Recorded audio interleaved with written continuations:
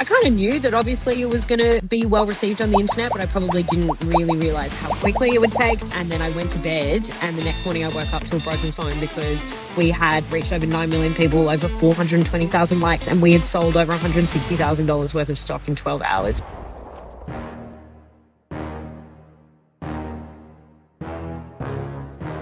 Talk a little bit about your Shark Tank experience. Oh, sorry, can I just fix this? Yep. Wardrobe malfunctions can happen anywhere, anytime. And we all know that you can't rely on fashion tape. You know, they all wanted to invest, and I ended up saying yes to 2 people. I will not stop until everybody stops using fashion tape and makes a switch to clutch.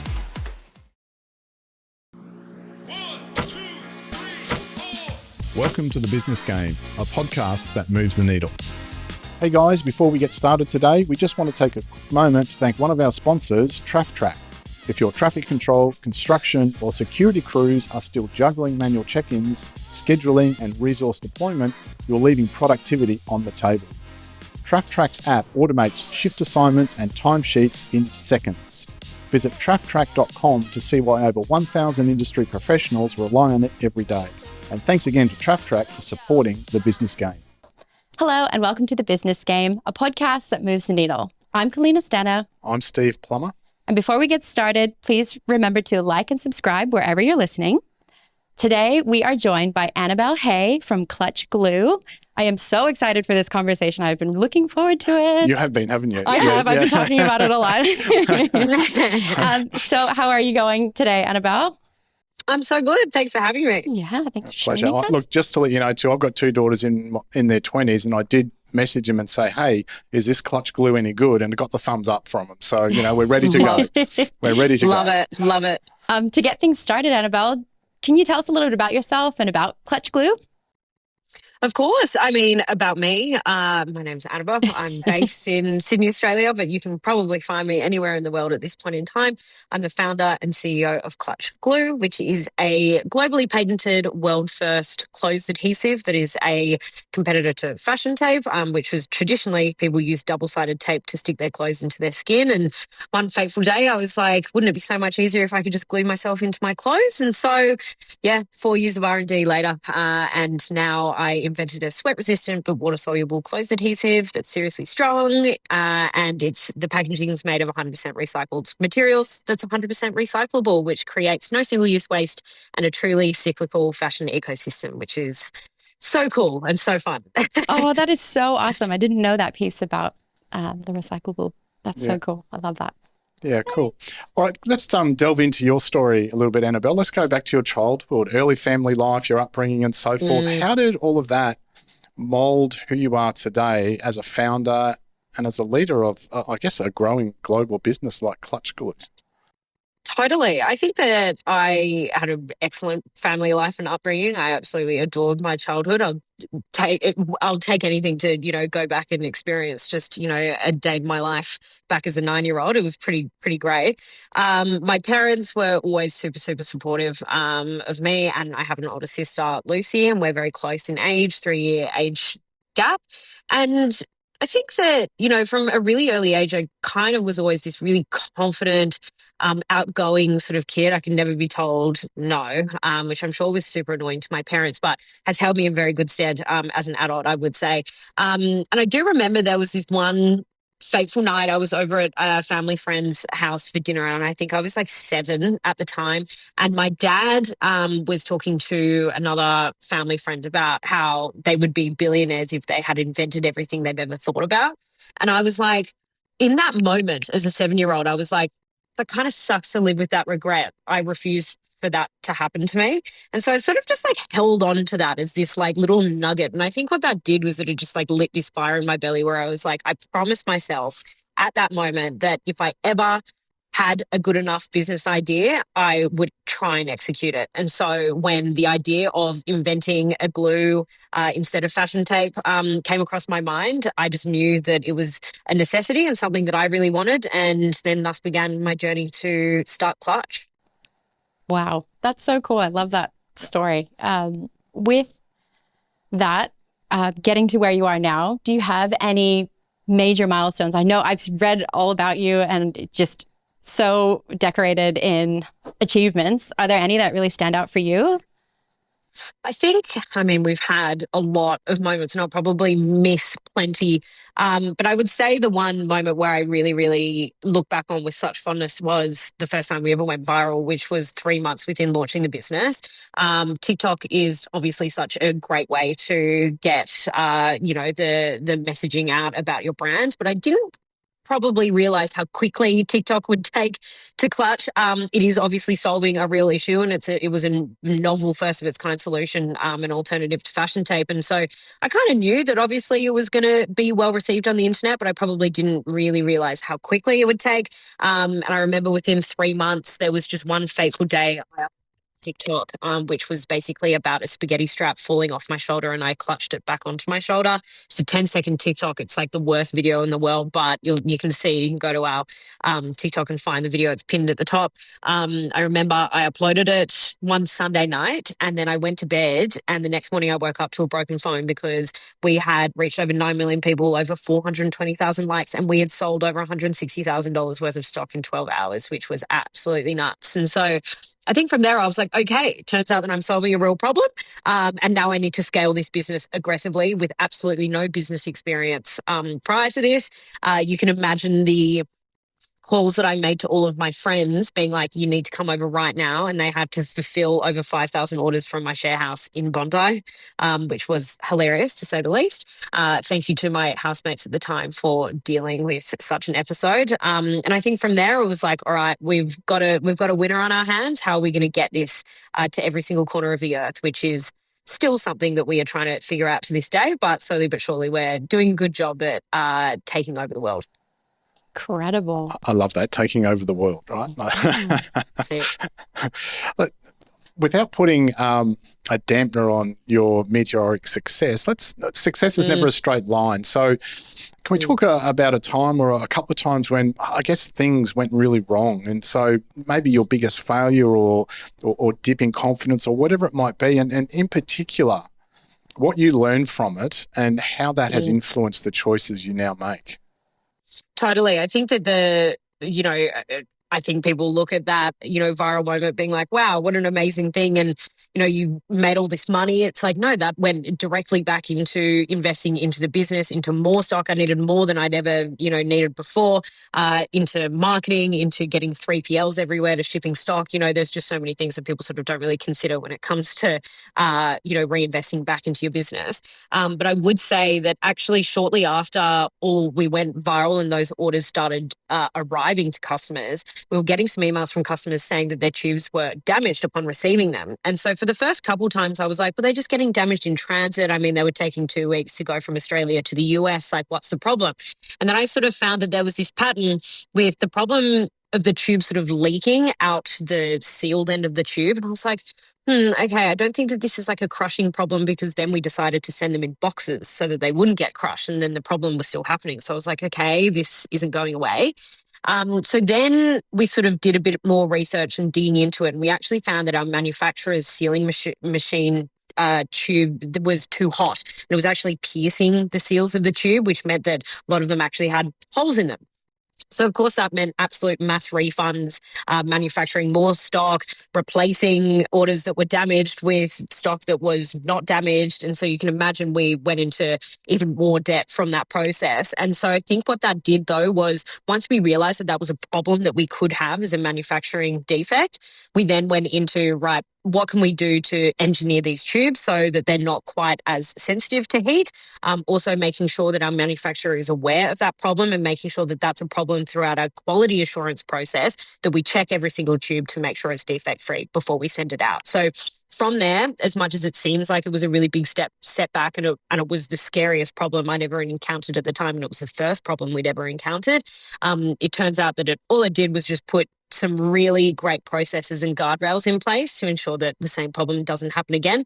And I can safely say in 2.5 years since that moment, it has never happened again. So I would just say that it gave us a really good idea as to a problem that can happen with our tubes and what we need to look out for.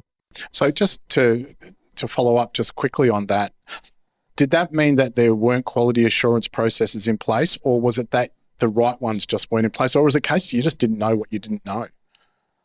We just didn't know what we didn't know, right? And I think, and that's perfectly okay. When you're starting a business, you are going to come across so many things that you actually just don't know until you come across. And it's just having the right attitude in order to jump over those hurdles instead of letting them stop you.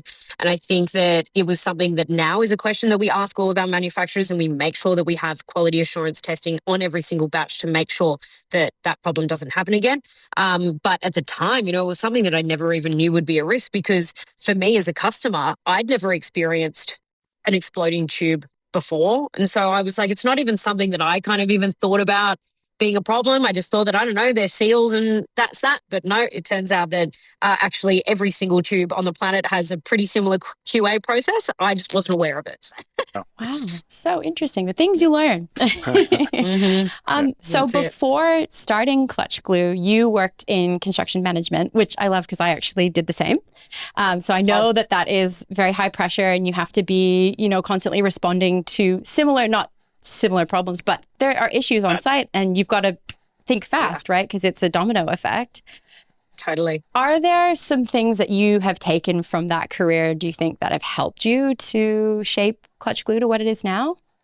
I think all of it, to be honest, all of it was the most transferable skill I could have ever asked for. Construction management and project management in general is all about just tasks, breaking them down into bite-sized pieces, overcoming tasks to get to an end result. And I think that I was always really good at having a big laundry list of things to do and ticking off tasks and getting stuff done, not procrastinating, and working under really high pressure environments where the stakes are super, super high and very expensive if you get things wrong or don't execute things in a timely manner. And you're dealing with a lot of stakeholders. You're dealing with contractors on site all the way through to clients that are paying your bills at the end of the day. And it's a really tight rope to walk, where you want to make sure that you're acting in your client's best interest, but also acting with complete respect for the people that are getting the job done on the ground.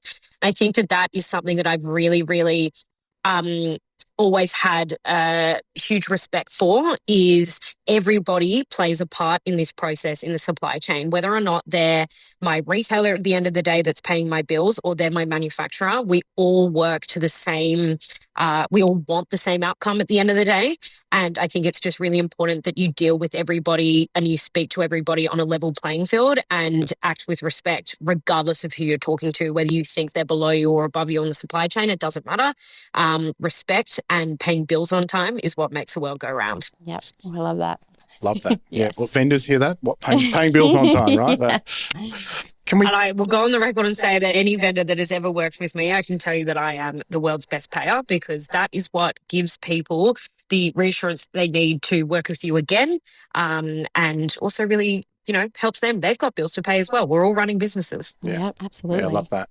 Can we talk a little bit about your Shark Tank experience? Yes. I'm fascinated. How many times did you practice your pitch, even from the accidental wardrobe malfunction where the strap came down? And so just, can you talk us through that process, and also what you actually ultimately learned from that whole, the whole experience?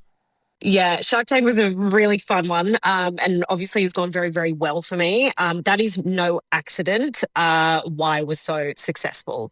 We practiced that pitch. Hundreds of hours went into that pitch, hundreds of hours. We had weekly calls with my sister, who's my CMO, and one of our investors, who is a marketing and PR executive. And we had weekly calls to refine the pitch. For anybody that doesn't know, it's a 2-minute pitch when you first walk into the tank, followed by a 45-minute Q&A. So as much as you want that 2-minute pitch to be absolutely perfect, you also need to make sure that you are prepared to answer literally any question. They could ask you anything. You've got no idea. You've got no idea. They also don't know who you are before you walk into the tank. They are not briefed at all. So they could ask you anything from EBITDA to, I don't know, what you ate for breakfast. You really just got to be prepared to answer anything and be really present. So I realized, though, that with TV, you get one shot. It's one take. And if you say an or an or a like or stumble, you bet it's making the edit. So I needed to make sure that none of that ever happened on the pitch. And so the way to do that, be prepared. That there's only one way to do it, and it's to be super prepared and not wing it. And so we decided the best thing to do was to create mock Shark Tank nights, where my sister and our marketing executive and myself got all of our friends in a room, and there were like 60, 70 people at some of these, and we did six of them, six mock Shark Tank nights where I did the pitch and different iterations of the pitch to see sort of like what we think effectively landed with people.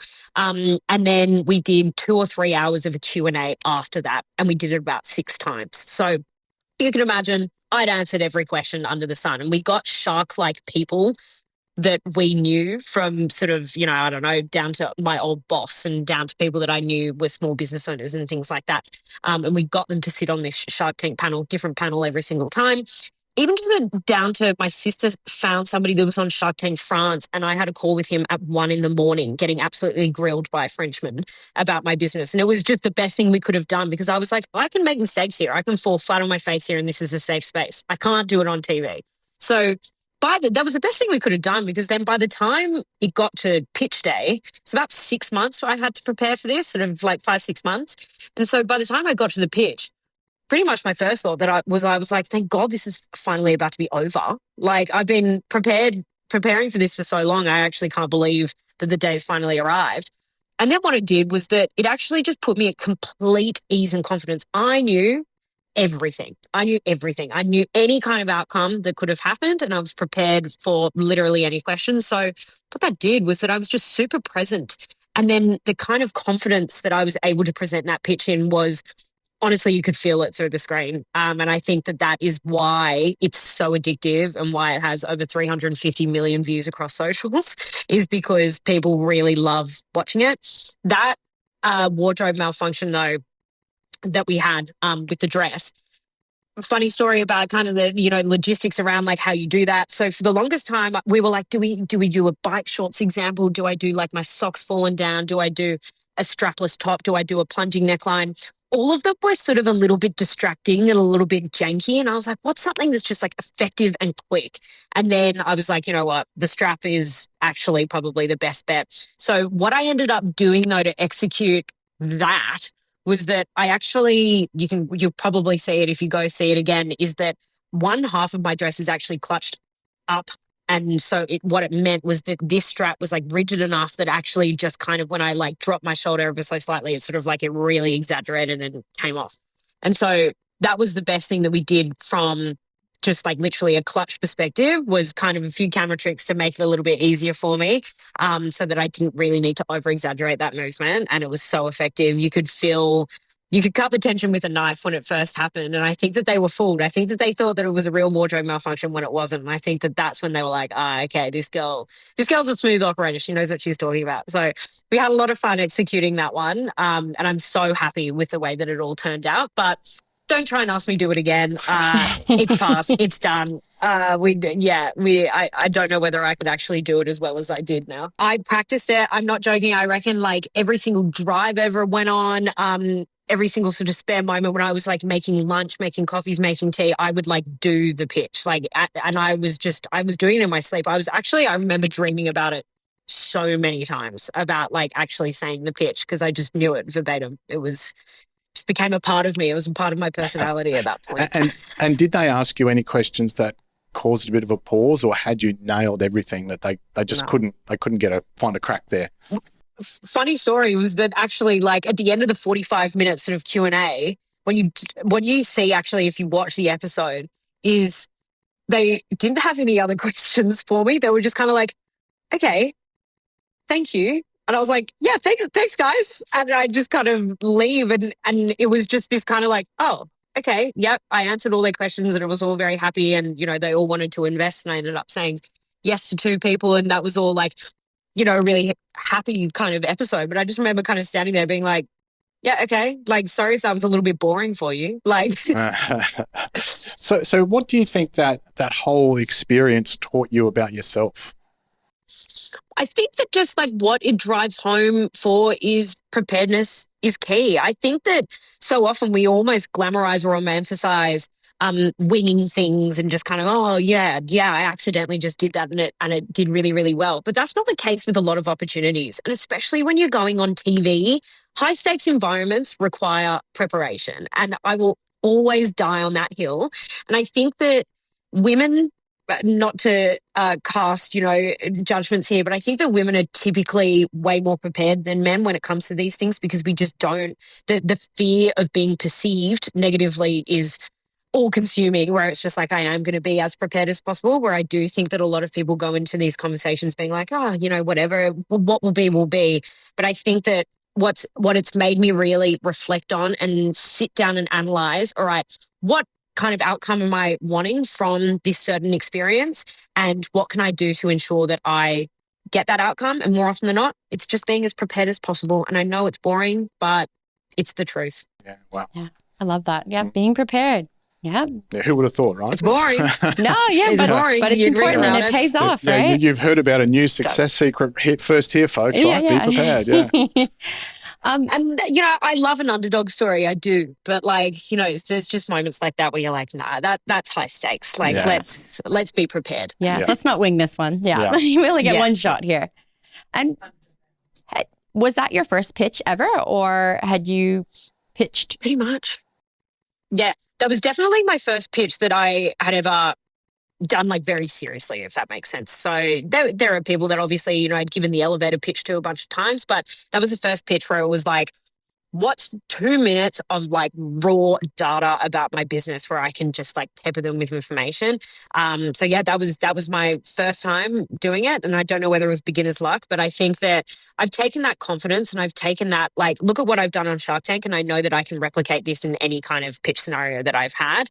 And again, Preparedness has really helped me with that. And so off the back of that, I think that I've become probably an infamously good pitcher. I've probably made a bit of a name for myself, which has only actually given me more pressure to do better and better every time, which is interesting. I'm doing South by Southwest next week, and I'm getting all these messages from people being like, hey, can you give me pitch tips? I'm like, you need to give me pitch tips. I'm also just still trying to figure this out and give people a novel experience, because now the problem is 350 million people have seen that pitch. How am I going to pitch something that's different to that and also can hit just as hard as that? So it's given me a new challenge in terms of making sure that we're still being original and iterating on something that they've probably already seen. Yeah, And wow. I guess the bar's high too, Yeah, right? you've set your bar Yeah, really yeah. high. It's high. Yeah. It's high. So yeah, I do. And you're allowed to be nervous before all those things. I think that people are like, oh, you go onto that stage with such confidence. And yeah, I do. But I'm telling you beforehand, I'm still nervous. And that's a very normal emotion that you're allowed to have before pitching. I think it just shows that you care. Yeah, absolutely. You went into that obviously quite confident because you'd already sort of bootstrapped the business. Yeah. You knew that you were going in on Yeah. something that was big, and it was them that were Yeah. going to be getting an opportunity, right? There was already market fit for the product. So Yeah. all it was just like, hey, let's just take this to the moon. That was basically the ask. Yeah. Yeah. Amazing. I love that.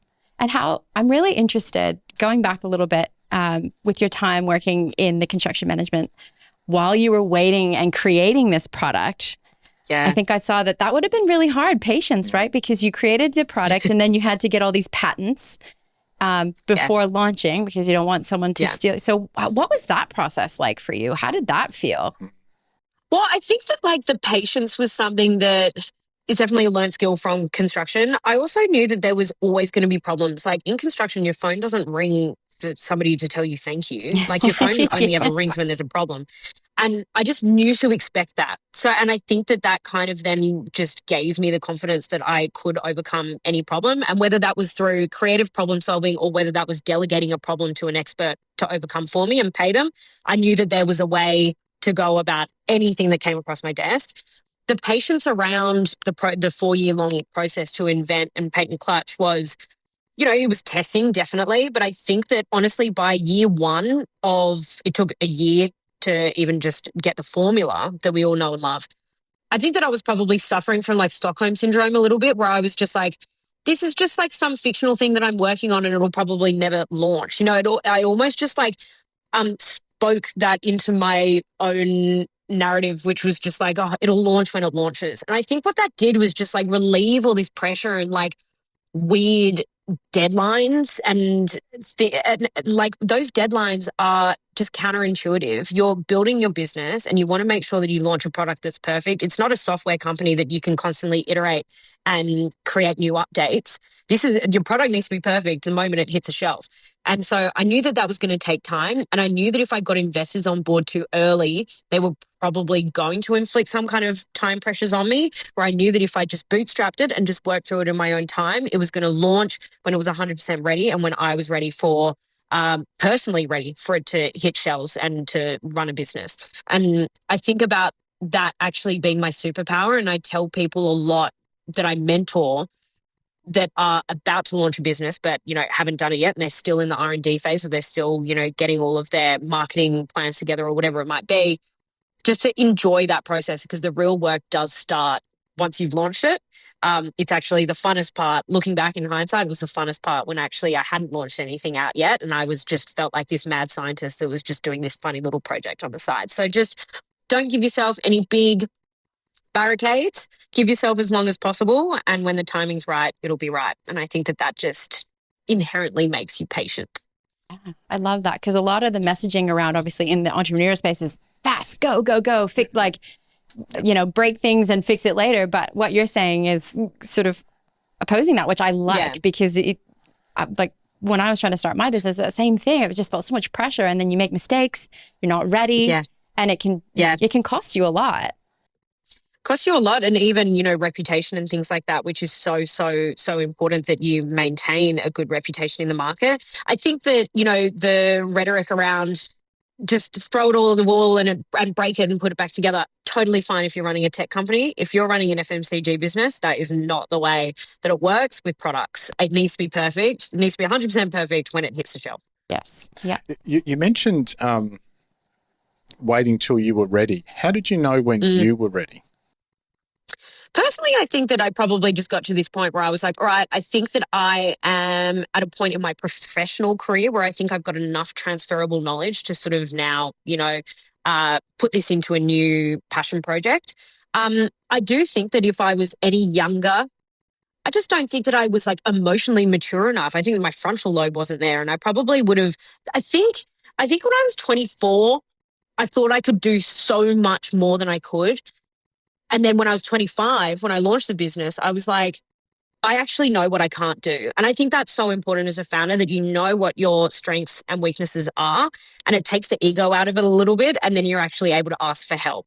And I think that was probably just when I actually felt ready, was when I was like, oh, the ego's actually out of this now. I'm not some know-it-all teenager anymore. I actually know the constraints of what I can achieve. And I think that that's when I felt good about then releasing something into the world and relinquishing that control slightly. Yeah. Wow. I do have a question around the initial phase. So you knew that you wanted to create this glue. How did you go and find a scientist to create? Did you just go, yeah, I know that this is possible, so I need to find someone to make this for me? Yeah, just Google. I'll Google scientist. Well, right? How does that work? Yeah. So, there's plenty of ways that you can go about finding people to formulate something for you. The problem with that is that normally the formulator will maintain the IP. And that was something that I needed to make sure was my IP and my formula. Smart. I knew finding this kind of resource was going to be the hardest thing to find. And to this day, it is actually the hardest thing. It's finding a diamond in the rough doing that. However, I knew that it was something that it was worth taking the time to find. And thank God I did take the time, because I found the appropriate person after about 6-7 months of just looking high and low. What I did was that I started emailing a bunch of people, mainly in Australia, because I wanted to make sure that I was dealing with people that I could liaise with in same language, same sort of, cultural, nuances and things like that. And I knew how to negotiate with Australians because I'd spent so much time on a construction site. So that was kind of something that I just wanted to make sure was a skill that I had, and I wanted to, translate into running this business. And so I emailed a bunch of universities, and I was like, I know that they have labs, which is what a lot of freelance chemists don't have, is access to a lab. They'll be like, yeah, I know all the logic behind it, but I need, access to this. And I'm like, I don't know where to find you a lab. You need to find that. And so then I found There were a few manufacturers that could do it, but again, they wanted to maintain the IP.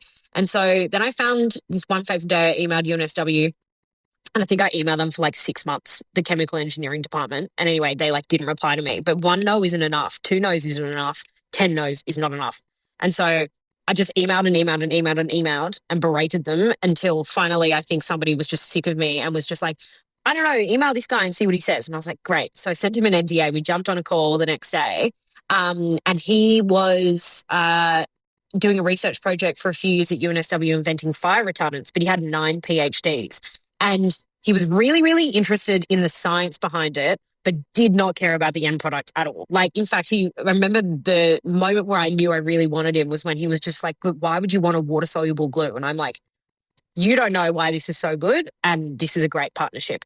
And so we ended up agreeing on a sum. It was 35 grand for him to invent the formula. It ended up taking him about a year. But again, I didn't really give him too much, get too many guardrails in terms of timeline. I was like, I need to let you cook.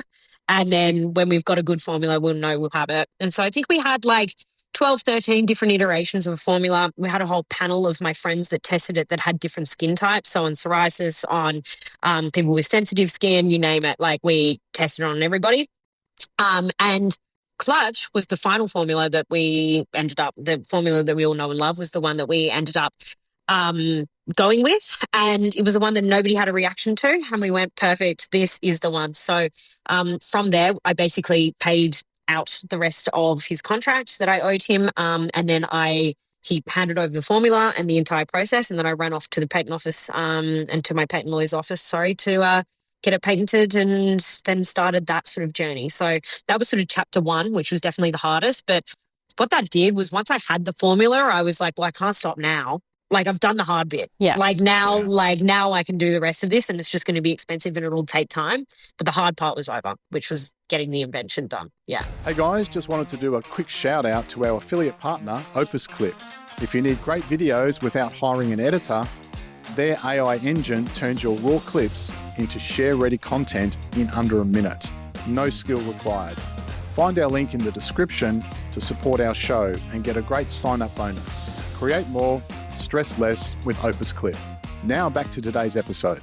All right, let's show me the money. Let's talk about selling the product and marketing the product and so forth. So I guess looking across all the platforms, all the different types of marketing you've done, what lessons would you give someone starting out now based on your experience? Throw it all at the wall and see what sticks. I think that people are so caught up with the aesthetics of a grid and, what looks good and what's trending. No one can do your business quite like you. You're an individual person with a completely unique set outlook on how you want to present your brand, and just really lean into that.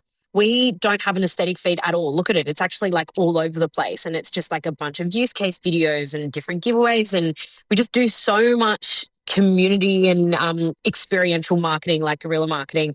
And we just kind of just do all of it. Like, we just kind of, and it doesn't need to be new and glossy and perfectly edited and all this kind of stuff. We sort of just find that the thing that performs the most is things that are just authentic and are connecting to real people. I think that in this day and age, there's so much noise and there's so much influencer and there's so much celebrity.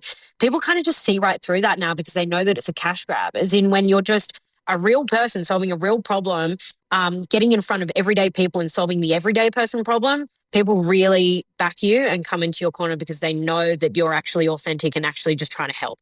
And so the best person to start to, tell that story is as a founder yourself. A founder-led brand is the key to launching a business. It's great because it's cheap. You're free. You know how to tell your story better than anybody else. You don't need to brief anybody. You don't need to go to and fro on edits and captions and what, angles and all of this kind of stuff, what to say and what not to say. You just know exactly what the script is straight off the bat. So it's just perfect for you to do a founder-led strategy, throw it all at the wall and see what sticks. Don't try and get it all glossy and beautiful. 80% solution always is my mantra. And then you'll be very surprised how quickly people will take to it, or you just grow a really natural audience that is just genuinely interested in what you're building, both as a business, sure, but more something that is more kind-natured than that, which is a human-to-human connection. And that's something that I definitely think we got right straight off the bat. Partly an accident. We just couldn't afford to pay for UGCs and influencers and celebrities, and look at where it's ended us up. So I think that I am a tried and true method of the founder-led brand, and I think that you'll find that any newish brands that have sort of popped up in the past sort of 2, 3, 4 years have pretty much followed the same formula as what I've just said. Yeah. One of the I guess tenets or principles in marketing is to test and measure, but it's almost what you're saying, Annabel, is it's guess and measure and just see how it goes. Yeah. To see how it goes. I mean, what's the worst that can happen? It gets 300 views. I don't care. Do the next one. Like, nobody's dying. Nobody's dying. Keep going. And just being consistent, like posting every single day, different iterations of things. I think also too, what's important is that tweaking scripts so that they're ever so slightly different, but it might just land a bit better with your audience. So just iterate it. Like, it doesn't need to be completely original every single time. It could just be you tweaking the pitch and, saying the end of your pitch first, and perhaps that's what resonates with your audience. And so just iterating that is super, super important, and it informs you on what your audience actually wants to see and what hooks them into a video. So just guess and adapt, basically. Yeah. Just on that, in terms of ROI, the return on investment for your marketing spend, what's been, I guess, the most successful platform and the best ROI or campaign that you've had? Guerrilla marketing campaigns all the way. I think our guerrilla marketing first started when I had the idea of going out to Taylor Swift. I think this might have been like 2 years ago or something like that. Because I was seeing on TikTok people DIYing their like outfits to go to the stadium and watch her perform. And I was like, well, we've all had the experience of like DIYing an outfit, and then it's fine when you put it on at home and then you start moving in it and then it all falls off, right? And I was like, I just know there's going to be so many people that go to the Eras tour where, the leotard that they've made works at home, but the second they've jumped on public transport, it's all turned to shit. And I was like, okay, perfect. I know that we can help them. So all it was a double-sided sign that cost us $50 from the printer. And we just stood outside the stadium and it just said free outfit repairs, and people just came up to us and we just clutched them into anything that wasn't holding. Diamantes, plunging necklines, strapless tops, you name it. And we clutched in hundreds and hundreds and hundreds of people.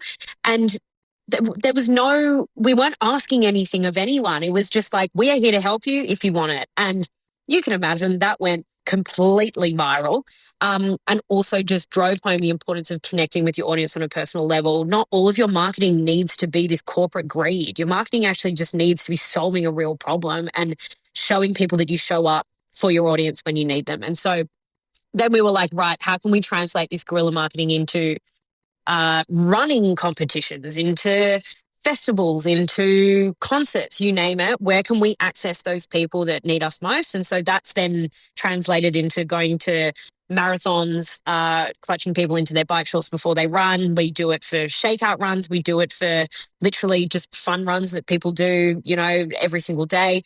And we do it for festivals now and concerts all over the world. We've done it in the UK, US, and Australia, because we just figured that's just a way that we can actually connect with them in person too. It's so satisfying to be in front of a customer IRL and show them how to use the product, and also with no buy-in from them. And then they can see that it works, and then they hopefully go and buy it. Sure. But it's just giving it that human aspect that I think people never expect, which is why guerrilla marketing is so beautiful. It's also low effort, slow buy-in. It's a couple $100 probably for some signs and to get out there and, get some transport out there and do your campaign. What's the worst can happen? Somebody tells you to go. I'm not going to jail. I'll take it. I'll take it. And I'm telling you, every campaign we've ever done, nobody's ever told us to leave. So do with that information what you will, anybody that's listening. Wow. I love that because it's dramatic demonstration, right? People don't know how good you are until they know how good you are. And so 100%. Yeah, in your marketing stuff then, did you budget for that? Like, we're going to go to this place and that's going to cost us X $100 and we're going to go to here, or did it just kind of happen organically? Here's a good idea, let's go. Naturally sort of happened, and we are pretty the beauty about a founder-led team and for us to do it is that we can be so reactive. So there are things that now we plan for where we know when the major marathons are happening, for instance, and things like that. So we can kind of schedule that into our marketing calendar. But even for little things, like we get messages from people being like, oh, there's a sideshow that's just popped up and it'd be really great if Clutch is there and, it's tomorrow. It's like, sweet, I can go for an hour and, and it's just local and we can do that. And I think that having a certain level of scrappiness, even when we're now perceived to be this big business, is just so integral to getting in front of people that need you the most. And sometimes your audience really gives you the ideas about where they want to see you. So just like always making sure that you are listening to what they want and not what you think that they want, because more often than not, they're very loud, especially on social media. I think that is just, it's such a powerful tool that I think people see negative comments or see people being like, oh, I want it here and I want it there. It's like, instead of getting upset that they, giving you this kind of feedback, turn it into something that you can flip around into a positive narrative and help them. And I think that that's what we do really well at Clutch and is something that I want to maintain for the rest of time. That's awesome. And is that sort of what's led you to the vending machines? Is you sort of can see that, that makes so much sense to me when I heard that, as having a vending machine, because it's when you're out, right? And you're like, oh, I need this thing. I forgot to pack my Clutch glue. Oh, sweet. There's a vending machine down the road. Totally. So I think for us, like this kind of like happened in a few multiple layers. So when we first launched Clutch, the main response we were getting from our audience was that they were like, I need it now. Like, I can't wait for shipping. I'm in the Uber and I've just seen this TikTok. Where can I buy this right now? Because I need it. My clothes are coming off. And so we were like, right, it belongs in retail shelves. And so we have rolled out into retail. I think we're in over 20,000 retail stores worldwide now and counting.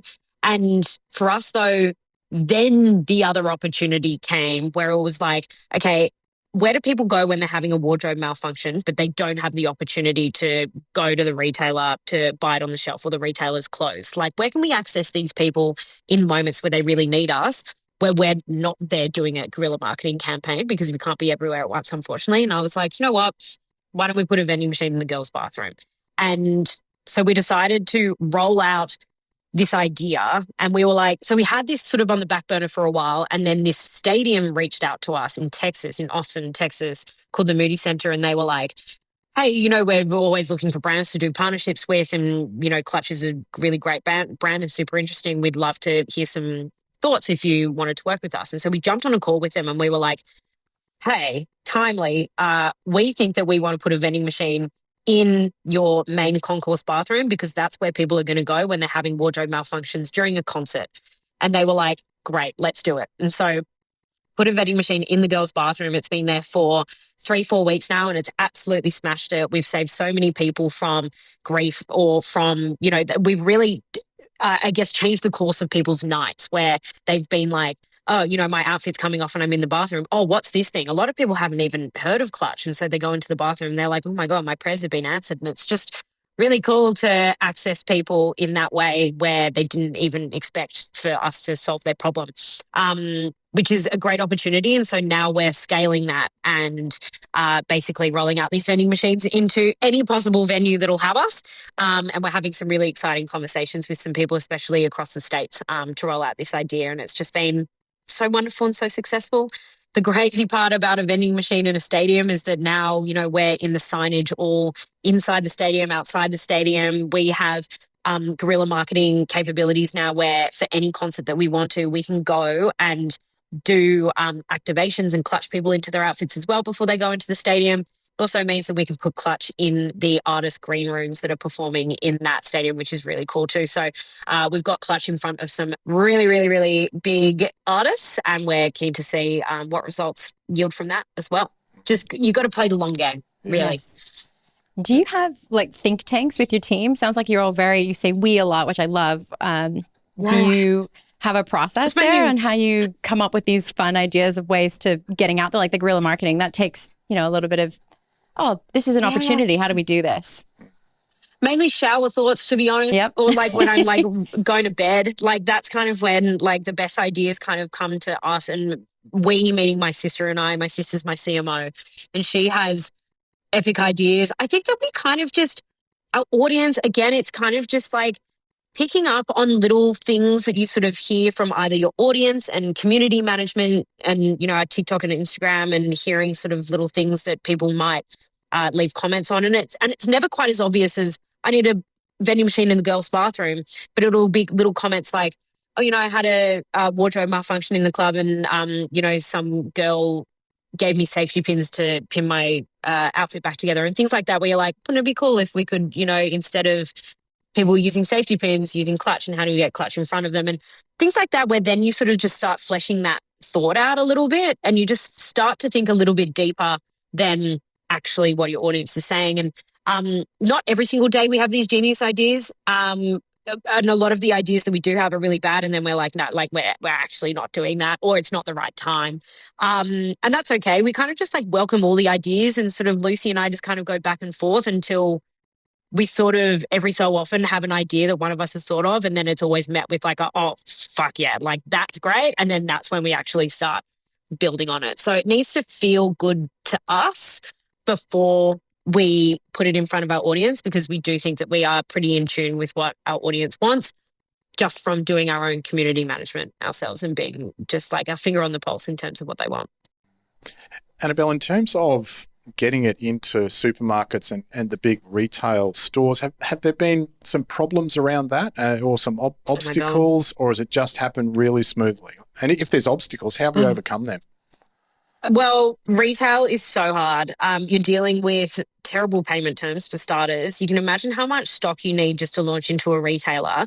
And then you might have 90 or even 120-day payment terms. So you're funding that stock for could be 6, 7, 8 months before you're actually paid for it. So, you need a lot of cash flow management and inventory management and sort of financial literacy when it comes to going into retail, where D2C, you really don't have that problem, because you're pretty quickly getting paid for, well, basically instantly you're getting paid for a sale, D2C, which is why a lot of brands really try and push buying directly from them, because it's really helpful in terms of keeping them afloat.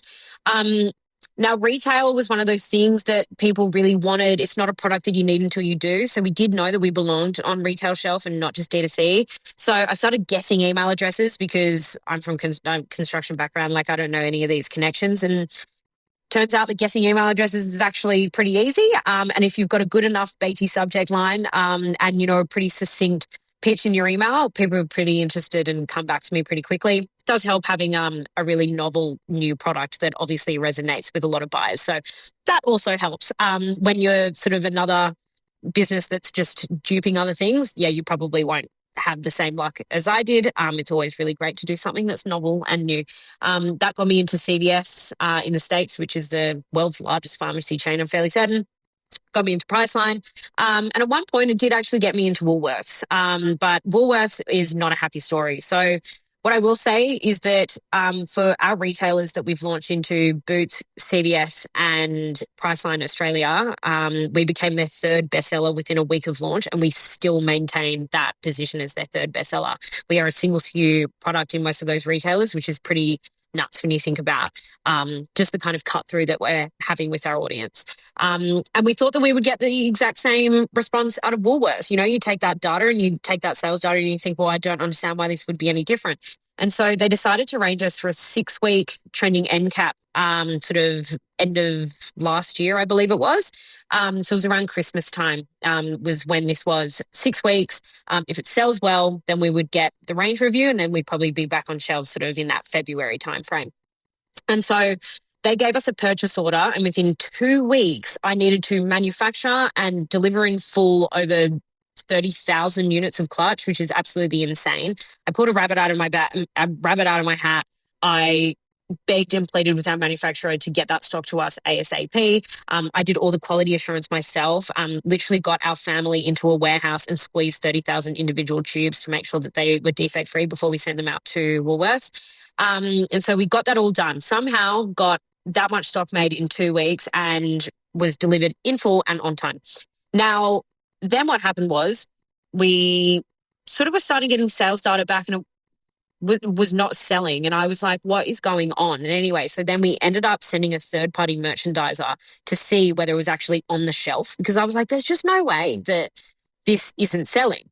Priceline's still selling out every single week. So it's not like there's no demand there. And then anyway, it turns out that we were 4 weeks into the 6-week trial, and they just hadn't put the product on the shelf yet. It was out the back, but they just hadn't put it on the shelf yet.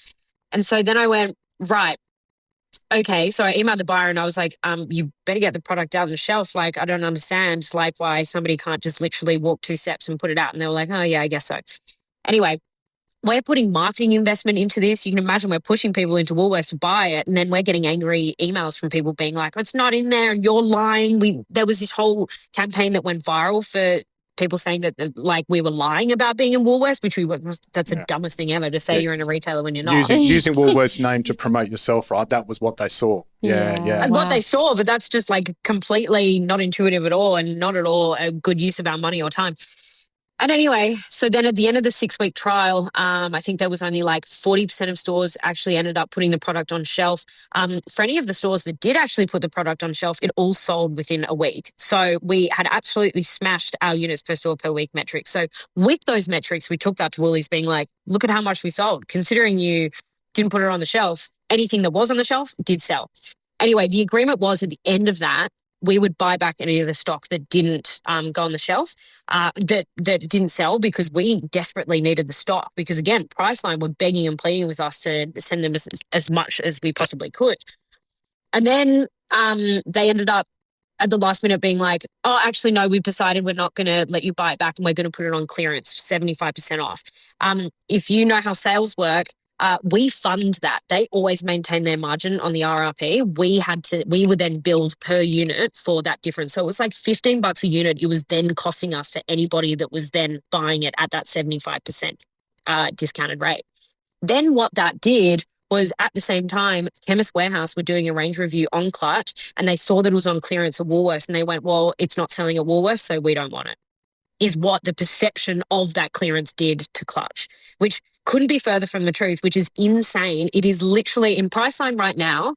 Over the past 6 months, it's actually been their top performing product. And obviously it is because it's selling so well, but everyone seems to think that from the Woolworths clearance, that's absolutely shot us in the foot. So it's benefited Priceline, but it hasn't benefited anybody else that wants to range Clutch because of the perception that gave us was that we were failing when we weren't. So just that was absolutely awful, you can imagine, and ended up at the end of the day, cost that ranging with Woolworths for 6 weeks ended up actually costing us about $100,000. We didn't profit anything. We lost about $100,000, which for a small business at the time, for a small business, $100,000, that actually almost sank us as a business. And they didn't care. They did not care. I've heard that from people who go into Woolworths. That's... So there's just things like that where I think people really perceive going into retail as like this silver bullet and it's going to solve all your problems when it very much doesn't. And it needs to, if it's not played out correctly, it can actually really, it can sink you, it can drown you. Yeah. And I think there's not a lot you can do to mitigate that risk really, Annabel, is there? Like you're at the mercy of the big retailer. You are. And they just don't care, you know, and that's something that I've begun to realize more and more is that I obviously live and breathe this business because it's my livelihood, but most people out there don't care. And that's something that you do just need to take in your stride and not something that you can do much about. And does that toughen you up, I guess? Without a doubt. I think that it's given me a thick skin. And I think also, again, like that manufacturing issue that we had where it's just like, I know what to expect and I know how we can overcome it. And I know what questions to ask now before getting launched into retailers to be like, hey, we've had this scenario play out before. Are you going to make sure that this doesn't happen? Because if that does happen, I will do X, Y, Z. Like I will pull it from the shelf and you will not get a piece of this pie. So it's good to kind of claim your power back in those conversations and sort of let them know that you do know what you're talking about, because a lot of retailers will use your naivety to their advantage, which is really cruel, but they do. They are savage. Yeah, wow. And with that, speaking of like managing risk, when was the moment that you went from your stable job and went all in on Clutch Glue and went, yep, this is what I'm going to do? And how do you, what sort of things do you hold in your stride to keep you focused and go, no, I made the right choice? Totally. So I think for the first 2 years of Clutch being out, my sister and I still worked our full-time day jobs and did Clutch them full-time. So we were working like 18-hour days most days, which was absolutely insane. But we did what we could. The reason why we didn't bring ourselves on board sooner than that was we were just spending so much money on scaling the business that it didn't make sense to take money from the business and put it in my pocket when it was better spent scaling the business up, and we needed every single cent poured into that. And I think that that's something that people perhaps pull the trigger a little bit too early when it comes to taking money from the business where it could have been better spent elsewhere. I just did the numbers, and I'm always really close to the numbers, and I do all of our finances at Clutch.